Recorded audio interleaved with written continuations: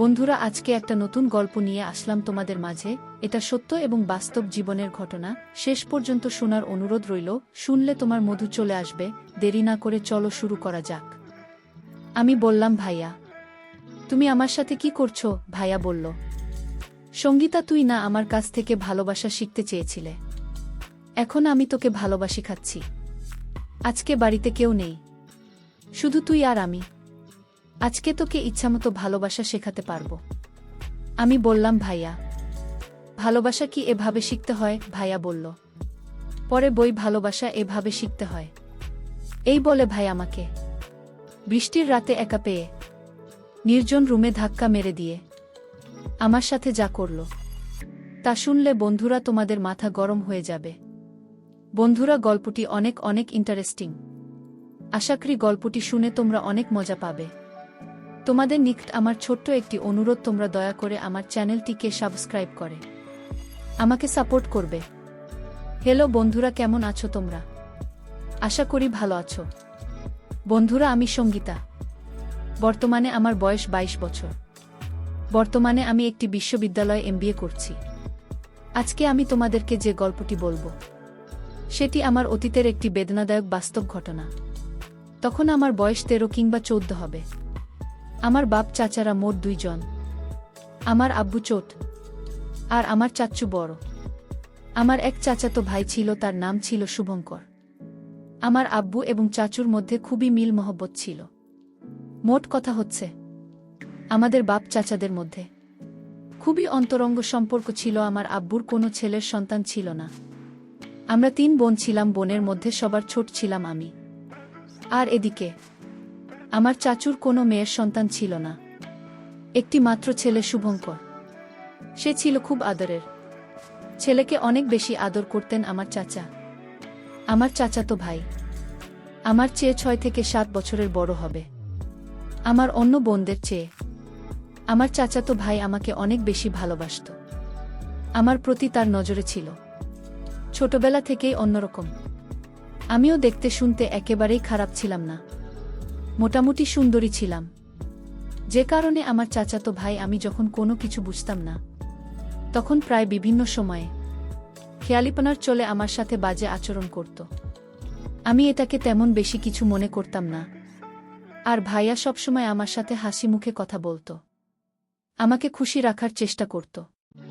তাই আমি ভাই আর বিরক্ত হতাম না। আমার বয়স যখন 6-7 বছর, তখন ভাইয়া প্রতিদিন আমাকে দোকান থেকে মদ কিনে দিত, চিপস, বিস্কিট, চকোলেট আরও বিভিন্ন কিছু কিনে আমাকে দিত। আর শুধু আমার প্রতি অপলক দৃষ্টিতে ভাই আছে থাকত। তখন আমি ভাইয়াকে বলতাম, ভাইয়া তুমি আমার দিকে এভাবে চেয়ে থাকো কেন? তুমি এভাবে চেয়ে থাকলে আমার খুব ভয় লাগে। তখন ভাইয়া আমাকে বলতো, আরে লক্ষ্মী, হীরা, মানিক, কলিজা আমার, তোমাকে আমার খুব ভাল লাগে, যে কারণে আমি তোমার দিকে চেয়ে থাকি। মন চায় সারাদিন তোমার দিকে চেয়ে থাকতে। তুমি বোঝো না কেন সুন্দরী, তুমি আমাকে ভালোবাসবে। তুমি যদি আমাকে ভালোবাসো তাহলে তোমাকে আরও আরও অনেক বেশি চকলেট কিনে দেব। আমি তখন ভাইয়াকে বললাম, ভাইয়া ভালোবাসা কি, কিভাবে ভালোবাসে, আমাকে একটু শেখাবে? তখন আমার বয়স ছিল 7 থেকে 8। ভাইয়া আমার মুখ থেকে এরকম ধরনের কথা শুনে আমাকে বলল, হ্যাঁ সুন্দরী, তোমাকে তো আমি ভালোবাসি, খাবি? তুমি আরেকটু বড় হও, তাহলে তোমাকে আমি ভালোবাসা শেখাতে পারবো। এখন তো তুমি ছোট, ভালোবাসা কি তা তুমি বুঝবে না। আমি বললাম, আচ্ছা ঠিক আছে ভাইয়া, তাহলে আজকে সন্ধ্যায় আমার জন্য অনেকগুলো মজা আনবে, কেমন? ভাইয়া বলল, ঠিক আছে ম্যাডাম, আজকে তোমার জন্য অনেকগুলো মজা নিয়ে আসব। তারপর ভাইয়া বাজারে চলে গেল। বাজার থেকে সন্ধ্যায় আসার সময় আমার জন্য অনেকগুলো মজা নিয়ে আসলো।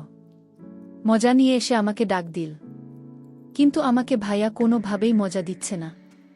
আমি বললাম, ভাই আমার মজা কোথায়? তাড়াতাড়ি আমাকে মজা দাও।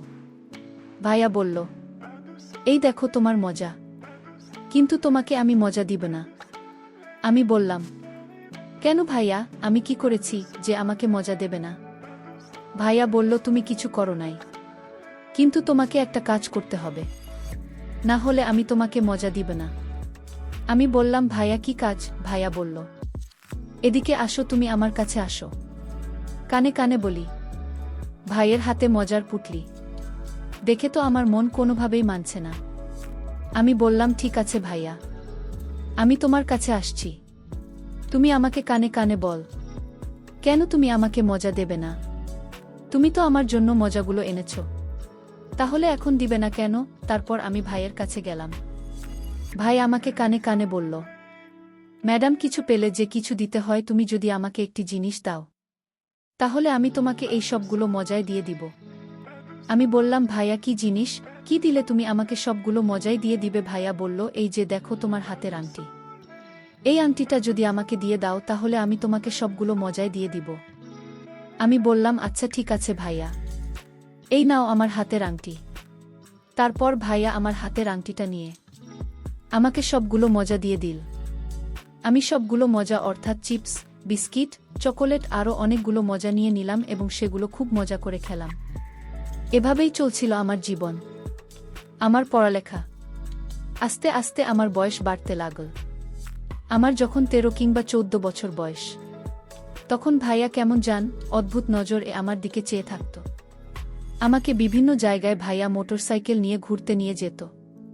মোটরসাইকেল দিয়ে যখন ঘুরতে নিয়ে যেত, তখন মাঝে মধ্যে হার্ট ব্রেক করত, আর এতে ভাইয়া অন্যরকম একটা অনুভূতিশীল করত। আমার তখন বাড়ন্ত বয়স, আমার সবেমাত্র ফুটেছে। আমিও ভাইয়ের সাথে যখন ঘোরাঘুরি করতাম, আমারও খুব আনন্দ লাগত, খুব মজা পেতাম। বন্ধুরা, আমার চাচাতো ভাই শুভঙ্করকে আমি সত্যিই অনেক ভালোবাসতাম। এটা শুধু ভাই হিসেবে, কিন্তু প্রেমিক বা অন্য কিছু হিসাবে না। যেহেতু আমাদের কোনো ভাই ছিল না, আমার চাচার একমাত্র ছেলে, মানে আমার আপন ভাইয়ের চাইতেও আরও অনেক বেশি ভালোবাসতাম তাকে। কিন্তু তার ভেতরে যে এরকম একটা শয়তানি মতো ছিল, আমি তো কখনো বুঝে উঠতে পারিনি। বন্ধুরা, তখন আমি ক্লাস 8ম শ্রেণীতে পড়ি, আর তখন ভাই আর রাত্রে মাঝে মধ্যেই আমাকে অঙ্ক করাতে আসত। একদিন আমাদের বাড়িতে কেউ ছিল না, বাড়িতে শুধু শুভঙ্কর ভাইয়া আর আমি ছিলাম। নানু বাড়িতে, মামা অসুস্থ ছিল বিধায় আমার আব্বু আম্মু আব্বু চাচা কাকু সবাই চলে গিয়েছিল। সেদিন আমার আম্মু আব্বু আপুরা এবং কাকিরা আসার ঠিক কিছুক্ষণ পূর্বে এমনভাবে ঝড় বৃষ্টি শুরু হয়েছিল, যে কারণেই তারা সেদিন আর আসতে পারেন নাই। ঝড় বৃষ্টির রাত, বাহিরে বিজলি চমকাচ্ছে, প্রচুর পরিমাণে বজ্রপাতের শব্দ শোনা যাচ্ছে। ভয়ে আমি খুব আতঙ্কিত হয়ে গেলাম। ঠিক এমন সময় ভাইয়া কোথা থেকে যেন দৌড়ে এসে বলল, সঙ্গীতা কাকা কাকিমা কি এখনো আসে নাই? আমি বললাম না। ভাইয়া বলল, ঠিক আছে, তাহলে আমি যাই। আমি বললাম, না ভাইয়া, তুমি কোথাও যেও না, আমার খুব ভয় করছে। দেখো না কিভাবে বিজলি চমকাচ্ছে আর জোরে জোরে বজ্রপাতের শব্দ শোনা যাচ্ছে। বাড়িতে আমি একা, আমার খুব ভয় লাগছে ভাইয়া। ভাইয়া বলল, আচ্ছা ঠিক আছে, তাহলে আমি একটু ফ্রেশ হয়ে আসছি। আমি বললাম, আচ্ছা ঠিক আছে ভাইয়া, তুমি একটু তাড়াতাড়ি চলে এসো। আমি ভাইয়ের জন্য অপেক্ষা করতে লাগলাম। 45 মিনিট পরে ভাই আমার কাছে চলে আসলো। ভাইয়া এসে আমাকে বলল, সঙ্গীতা, আজকে বাড়িতে কেউ নেই, শুধু তুমি আর আমি। আজকে তোমাকে আমি ভালোবাসি খাব। তুমি বলেছিলে না আমাকে? ভাইয়া, আমাকে তুমি কি একটু ভালোবাসতে শেখাবে? তখন তোমার বয়স খুব কম ছিল, যে কারণেই তোমাকে ভালোবাসা শেখাতে পারি নাই। আর এখন তুমি মোটামুটি 14-15 বছরের যুবতী, এখন তোমাকে ভালোবাসতে শেখানো যাবে। তুমি বলেছিলে না সঙ্গীতা, ভালোবাসা কি, ভালোবাসা কেমন, ভালোবাসা কাকে বলে, ভালোবাসা কিভাবে হয়? আজকে সারা রাত আমি তোমাকে সেই ভালোবাসার ক্লাসেই করাব। সঙ্গীতা, তুমি কি আমার সাথে ভালোবাসার ক্লাস করতে আগ্রহী? সঙ্গীতা বলল, ভাইয়া, আমি তো তোমাকে অনেক দিন আগেই বলেছিলাম, আমাকে একটু ভালোবাসা শেখাও না। আমার ভালোবাসা শিখতে খুবই শখ, খুবই আগ্রহ, কিন্তু তখন তো তুমি আমাকে শেখালে না, আর এখন বলছো তুমি আমাকে ভালোবাসা শেখাবে। আচ্ছা ঠিক আছে ভাইয়া, আমি তোমার কাছ থেকে আজকে ভালোবাসা শিখব। ভাইয়া আমাকে বলল, সঙ্গীতা, তোমাকে যদি ভালোবাসা শিখতে হয় তাহলে তোমাকে যে একটা কঠিন পরীক্ষা দিতে হবে। তুমি কি সেই পরীক্ষাটা আমার সঙ্গে দিতে পারবে? সঙ্গীতা বলল। জিবি ভাইয়া, আমি অবশ্যই দিতে পারব। তারপর ভাইয়া তার পকেট থেকে মোবাইলটা বের করে বলল, সঙ্গীতা, এই যে দেখো, তোমার ভালোবাসা শেখার প্রথম ক্লাস, প্রথম পর্ব। তোমাকে আমার মোবাইলে একটি ভিডিও দেখতে হবে। এই ভিডিওটির মধ্যে ভালোবাসার সূচনা পর্ব আছে। তুমি কি দেখতে আগ্রহী? আমি বললাম, জি ভাইয়া, আমি দেখতে আগ্রহী। তুমি আমাকে দেখাও কিভাবে ভালোবাসার সূচনা পর্ব শুরু করতে হয়। তারপর ভাইয়ের মোবাইলে ভিডিওটা ওপেন করতেই আমার চোখ গেল ভাই আর মোবাইলের স্ক্রিনের উপর। ভিডিওটা দেখার সাথে সাথে আমার গায়ের লোম একটা জারা মেরে উঠল, চোখগুলো বড়বড় হয়ে গেল এবং আমাকে মনে হলো যে আমার সমস্ত গায়ে বিদ্যুতের প্রবাহ বইছে। আর আমি কাঁদতে শুরু করলাম। আমি ভাইয়াকে বললাম, ভাই, আমার কেমন লাগছে? কেন আমার সারা গায়ে কাঁপুনি উঠছে কেন? ভাইয়া বলল, আর সঙ্গীতা ম্যাডাম, এটা ভালোবাসার প্রথম ক্লাস। ভালোবাসা শিখতে হলে প্রথম এরকম শিক্ষা সবারই পেতে হয়। তখন ভাইয়া বলল, সঙ্গীতা, এই দেখার একটা নতুন ক্লাস। এটা দেখলেই তোমার আরও ভাল লাগবে। একবারে পরিপূর্ণ ভালোবাসা শিখে ফেলতে পারবে। আমি খুব মনোযোগ সহকারে 10 মিনিটের একটা ভিডিও ভাইয়ের সামনে খুব ভালো করে দেখলাম। দেখার পর আমার কেমন জানি শুরু হয়ে গেল। আমি অনুভব করলাম আমার অবস্থা খুব খারাপ হয়ে যাচ্ছে। কোনো কিছু পাওয়ার আকাঙ্ক্ষায় আমি বিভোর হয়ে যাচ্ছি। তখন ভাইয়াকে আমি বললাম, ভাইয়া, আমি একটু ওয়াশরুম থেকে আসি। ভাইয়া বলল, না না সঙ্গীতা, ভালোবাসার শেখার সময় ওয়াশরুমে যাওয়া যায় না। আমি বুঝতে পারছি তোমার অনুভূতি। তুমি ভালোবাসার প্রথম পর্বের সবেমাত্র পা রেখেছ। একটু পরেই ভালোবাসার পূর্ণ রূপ দেখতে পারবে। তারপর ভাইয়া আমাকে আরেকটা ইন্টারেস্টিং ভিডিও আমার চোখের সামনে তুলে ধরল। ভিডিওটি দেখে আমার অবস্থা আরও খারাপ হতে শুরু হলো। ভিডিওটিতে এমন দুটি যুগল এমনভাবে তাদের কৌশল প্রদর্শন করছে দেখে আমার চোখে মুখে যেন আকাঙ্ক্ষার জোয়ার বয়ে যাচ্ছে। ভিডিওটি দেখার সময় ভাইয়া আর আমি একসাথে মিলে দেখেছিলাম। এক মোবাইলে দেখেছিলাম। একটি হেডফোনের একটি স্পিকার আমার কানে ছিল, আরেকটি স্পিকার ভাইয়ার কানে ছিল। ভিডিওটি দেখে আমি যখন ভিন্ন কিছু সুখের আশায় ছটফট করছিলাম, তখন ভাইয়া আমার সাথে হঠাৎ করে আচমকা এক অদ্ভুত আচরণ করা শুরু করল। আমি ভাই আর এই আচরণ দেখে হতবাক হয়ে গেলাম, কিন্তু বাধা দেওয়ার কোনো ইমেজ পেলাম না।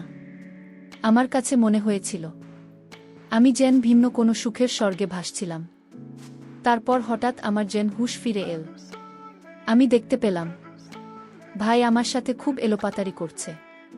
তারপর আমি ভাইকে বললাম, ভাইয়া, তুমি আমার সাথে কি করছো? ভাইয়া বলল, সঙ্গীতা, তুই না আমার কাছ থেকে ভালোবাসা শিখতে চেয়েছিলে, এখন আমি তোকে ভালোবাসি খাচ্ছি।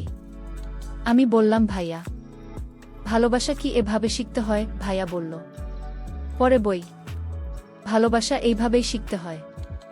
এই বলে ভাই আমাকে বৃষ্টির রাতে একা পেয়ে নির্জন রুমে ধাক্কা মেরে ফেলে দিল। তারপর ভাইয়া এক ভয়ঙ্কর আচরণে মেতে উঠল। বন্ধুরা, ভাই আর এরকম উষ্ণ আচরণে আস্তে আস্তে আমার অবস্থা আরও খারাপ হতে লাগল।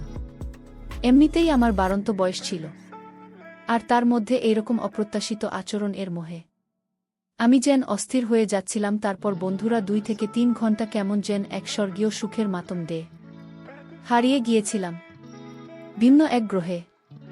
সেদিনের পর থেকে বন্ধুরা, আমি আর ভাই আর ধারে কাছেও চাই না। সেদিন বুঝতে পেরেছিলাম ভাই আর মূল উদ্দেশ্যটা কি ছিল। ভাইয়া কিভাবে আমাকে ভালোবাসা শেখানোর চলে আমার কত বড়ি না ক্ষতি করে দিয়েছিল। সবকিছুর পরেও বন্ধুরা, এখন আমি একটা বিশ্ববিদ্যালয়ে পড়াশোনা করছি। চোখের মধ্যে অনেক স্বপ্ন, প্রতিষ্ঠিত হয় ভালো কিছু করব, কিন্তু তারপরেও আমাকে মাঝে মধ্যে অতীতের এই অপ্রত্যাশিত ঘটনাটি আমাকে দুমড়ে মুচড়ে ছাই করে ফেলে। পরিশেষে আমি তোমাদেরকে বলব বন্ধুরা, তোমাদের অথবা তোমাদের ছেলে মেয়েদের জীবনেও হয়তো এরকম ধরনের পরিস্থিতি ঘটতে পারে। তাই আমি তোমাদেরকে পরামর্শ দিব, সর্বদাই ছেলে মেয়েদেরকে নিজেদের হেফাজতে রাখবে, কারণ নিজের বাবা মা ছাড়া সন্তানের ভবিষ্যৎ সব জায়গায় প্রায় অনিশ্চিত। বন্ধুরা, আজকে এই পর্যন্তই। আবারও আসব তোমাদের মধ্যে নতুন কোনো গল্প নিয়ে। গল্পটি যদি তোমাদের ভালো লাগে তাহলে একটি লাইক দাও। প্রতিদিন আমি তোমাদেরকে এই রকম ইন্টারেস্টিং একটা করে নতুন গল্প উপহার দিব। তাই তোমাদেরকে অনুরোধ করে বলছি, তোমরা যদি এরকম ধরনের ইন্টারেস্টিং গল্প পেতে চাও তাহলে দয়া করে আমার চ্যানেলটি সাবস্ক্রাইব করো। অবশেষে তোমাদের সকলের সুস্বাস্থ্য কামনা করি। ভিডিওটি দেখার জন্য তোমাদের সকলকে অসংখ্য ধন্যবাদ।